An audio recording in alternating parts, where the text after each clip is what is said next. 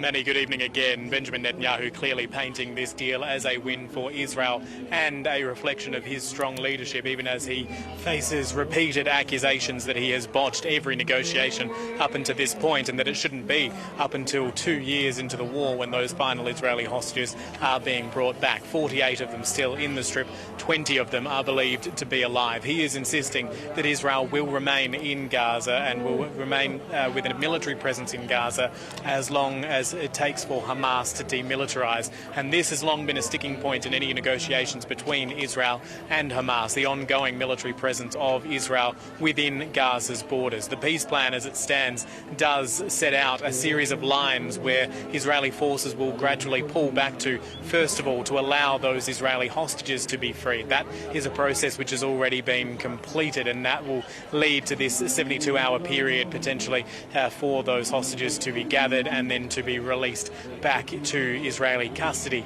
Beyond that, there are further lines that Israel would continue to pull back from, but Benjamin Netanyahu's comments are effectively saying he is not going to yield all of that control of Gaza to Hamas, or indeed to the International Stabilisation Force, which is expected to come in to Gaza in the coming months or so. And I think that really gives a sense as to what has been agreed here. When we're talking about a ceasefire and hostage deal, phase one of a ceasefire and hostage deal, that is really all we're at. We haven't got a deal necessarily for a lasting peace in Gaza, and Benjamin Netanyahu effectively saying that yes, a ceasefire is in force now and it will be in force for a period of time, but not guaranteeing that that will continue that long beyond this hostage release period. So that is quite telling, I think, from his comments to the Israeli people this evening. And I stress it is to the Israeli people. He did deliver that statement in Hebrew. Benjamin Netanyahu often delivers statements in English if he wants the international community to really hear what he's been saying, but this was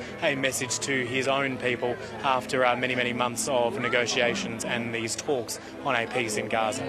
So, Matt, let's begin with the return of those hostages. How is that likely to look after all the chaotic sort of returning ceremonies that we saw in the past 2 years? Is it going to be handled differently this time around?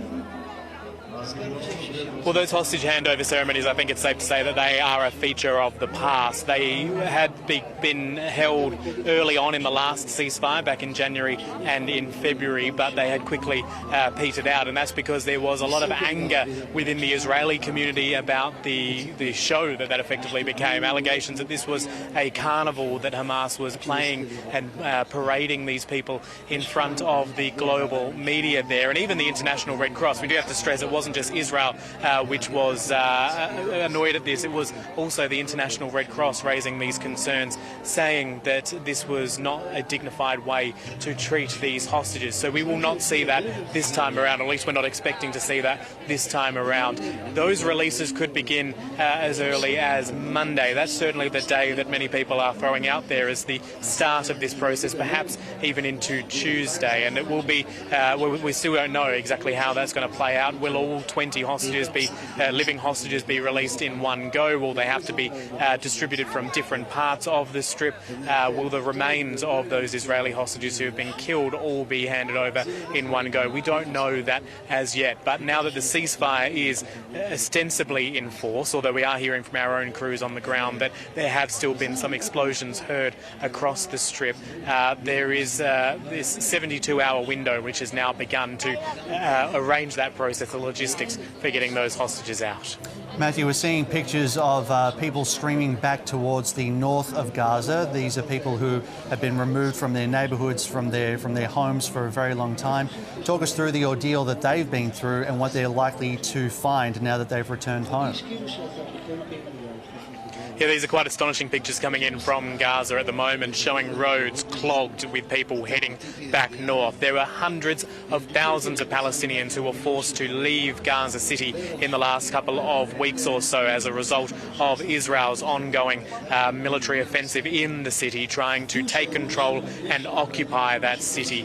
There were major explosions, major airstrikes targeting massive apartment buildings in Gaza City. This is an area where many people had fled to during the course of the war because they had been forced to leave other parts of the Strip, particularly in the north and in the south of Gaza, as Israel intensified its bombardment there as well.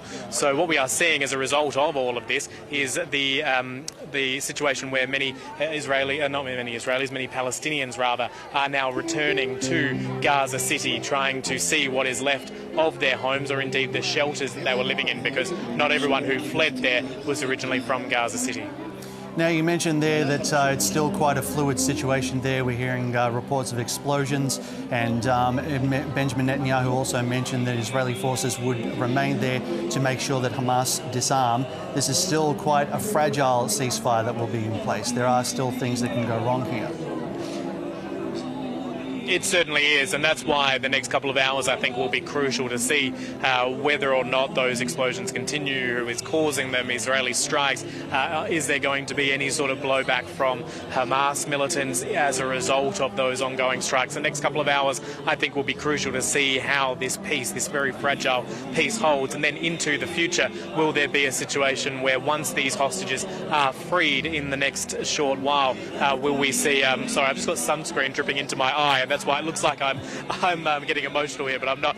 Whether or not in the next short while, after those hostages are actually freed, whether or not that ceasefire holds as well, or whether or not Israel uses it as an opportunity to go back in and start to resume its bombardment. Certainly Benjamin Netanyahu's comments are that this is a hostage deal. It is not necessarily an ongoing peace deal in Gaza, and that is why there are a lot of concerns there.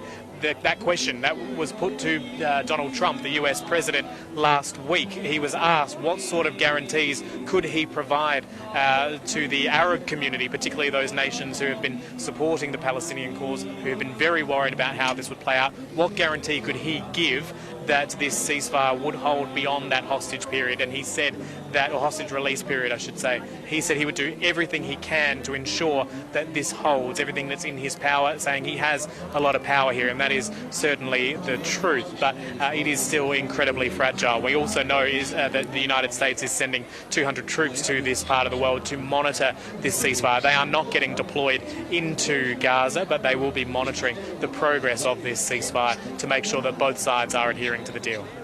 Middle East correspondent Matthew Doran joining us there from Tel Aviv. Thank you.